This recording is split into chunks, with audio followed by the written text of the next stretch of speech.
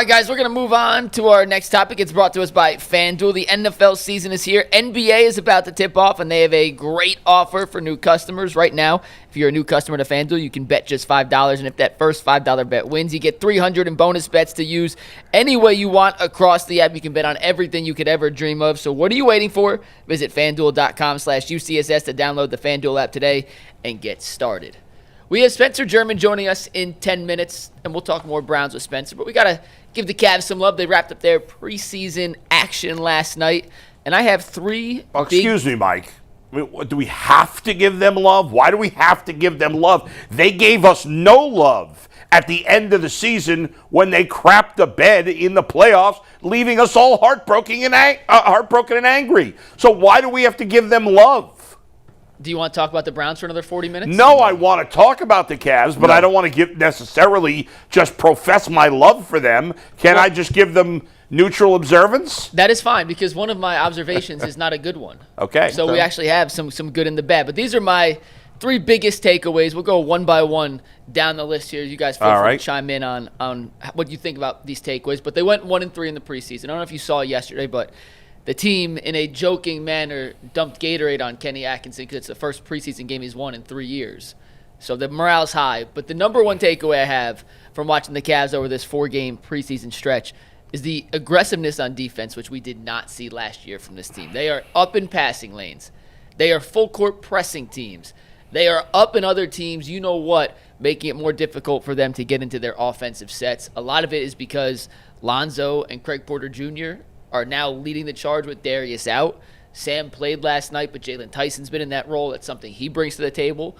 But as an overall team and from an overall defensive philosophy standpoint, the Cavs have been significantly more aggressive in trying to force turnovers than we saw at any point last season. And boy, you'll like this. They are way less, what's the word I'm looking for? They're not conceding as many switches open and up top as they had in the past. Which makes me very happy, because I think that was one of their weaknesses last year. I am happy about that, but here's my concern. How much has Donovan Mitchell played at the preseason? Has he played all? Enough. Yeah, he played 23 minutes yesterday. Are they doing this with the key guys who are going to play the real minutes is what I'm asking, I guess. So I was in person for their first home game. Yeah. And they did this with Jalen Tyson at the starting two for the first stretch. They didn't do it in the second stretch. Last night it was up and down. But over the course of the 4 games, it's at least a wrinkle that we didn't see at all last year. Yeah. That I do think we'll see a good chunk of this year. Have you had a chance to speak to Kenny in a press conference during the preseason? Yes. Interviews up. The first one, yeah. After the first game? Yes. Did you ask him about this, or did you not really? I didn't have enough of a sample size to know. I'll ask him next time. I'd be curious, Mike, when you talk to him next, probably when's their home opener? Next Sunday. Next Sunday. If this continues into is this just something they're doing for whatever reason in the preseason, or do you really think this is a point of emphasis that they're going to be noticeably different going in once the season starts? What do you think? Kenny, when we had our one-on-one at Media Day, Kenny mentioned he wanted to play faster on both ends of the court.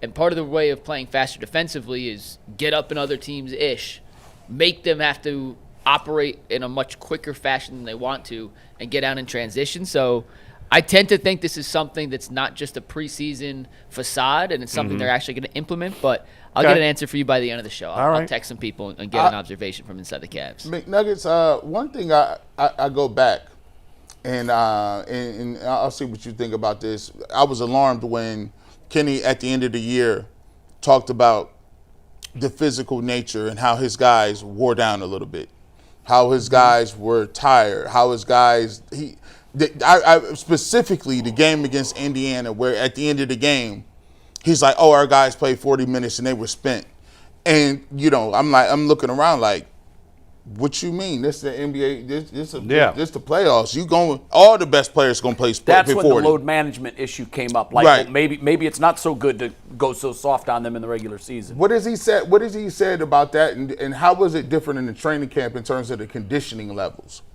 I'll use Craig Porter Jr. for an example, but they challenged their guys to come back in the best shape possible.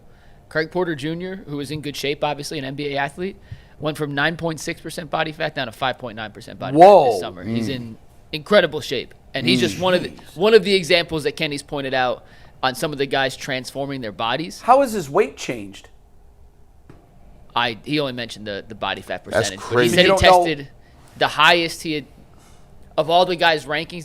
They wear these little, they look like bras. I don't know if you ever seen. I know what they are. They have the heart rate chip. They measure everything. It measures literally everything Yeah. from heart rate to exertion. They could tell in a drill if you're actually giving 100% or That's if it's incredible. lip service. So they have fully implemented that into their training regimen. It's something Kenny brought that Bra JB technology. was kind of What up, testing bra? with it.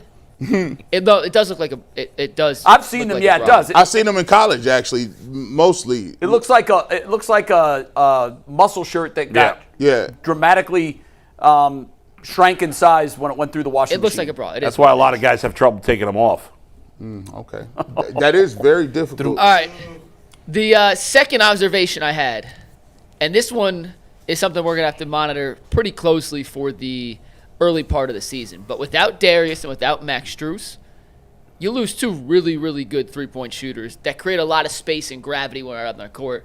And without those two, it's not a lack of three-point shooting from the Cavs, but you can tell the spacing just isn't exactly where Kenny wants it to be in an offense that is predicated on attacking mismatches, getting into the paint, and kicking out to the corner. You replace those guys with a Craig Porter Jr., who, good player, he's not the three-point shooter Darius is.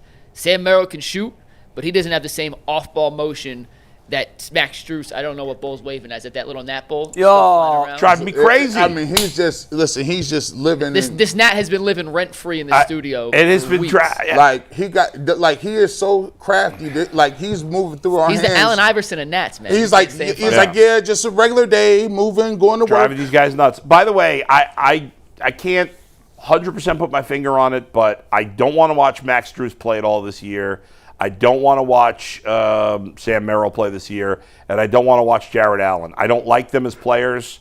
Wow. I don't like any of them. That's outrageous. Tell us how They're not That's fun like, players to tape. watch. They're not fun to watch, which is weird because Jared Allen's like an old school player. I should like him. The other two are unbearable to watch.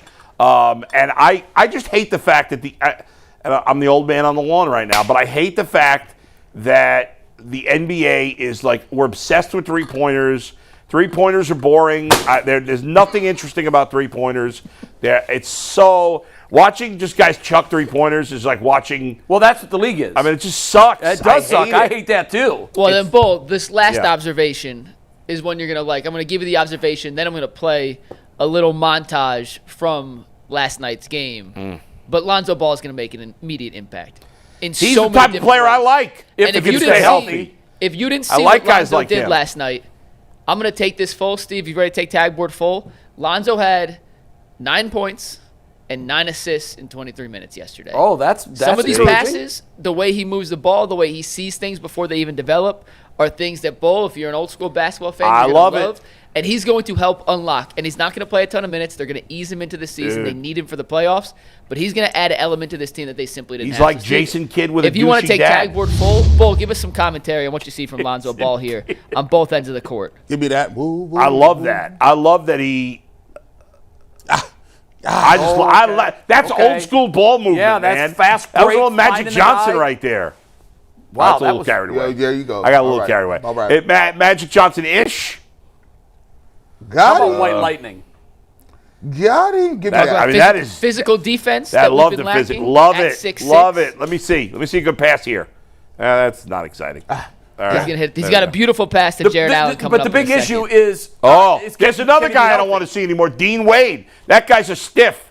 Let Bull, me tell watch you this, something. Bull, watch this pass. Bull, let me watch this see. pass. Vanilla Wolf. Vanilla Wolf, man. Oh, that's a great pass. That's an old school pass. I love it. Look. I